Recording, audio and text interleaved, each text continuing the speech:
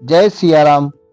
बेटा, जब जीवन में अंधकार छा जाता है, जब मन में लगता है कि अब कुछ नहीं बचा, जब मन हार जाए और कहे अब और नहीं, तब एक अदृश्य शक्ति तुम्हारे पास आकर धीरे से कहती है, तू डर मत, मैं हूं ना।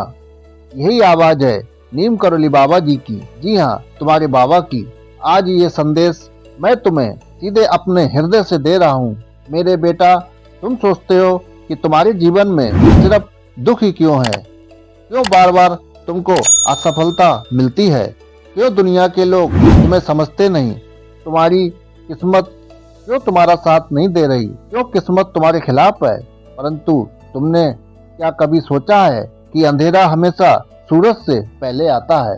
तुम्हारे जीवन के कठिन दिन तुम्हें गिराने नहीं आए, बल्कि तुम्हारे जीवन को एक नया मोड़ देने आए हैं।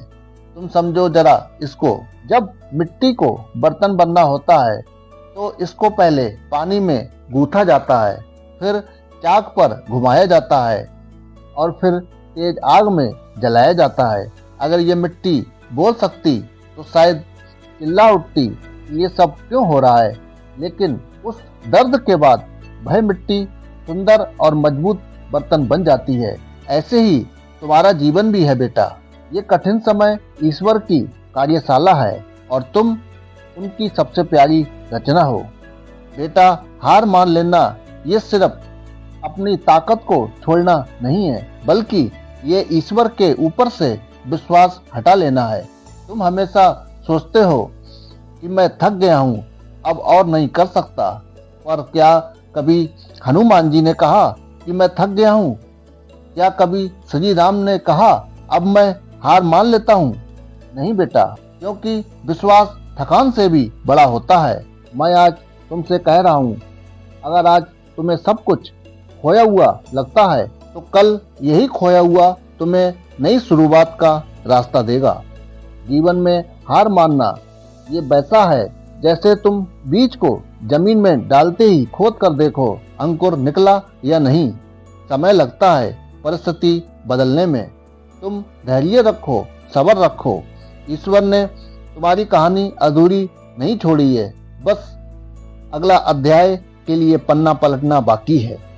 आज मैं तुम्हें एक मंत्र दे रहा हूँ जो तुम्हारे मन में अंधकार को मिटाकर रोशनी भर देगा। रोज तुमको सुबह उठकर 11 बार बोलना है, बाबा मेरा हाथ मत छोड़ना। ये कोई साधारण शब्द नहीं है।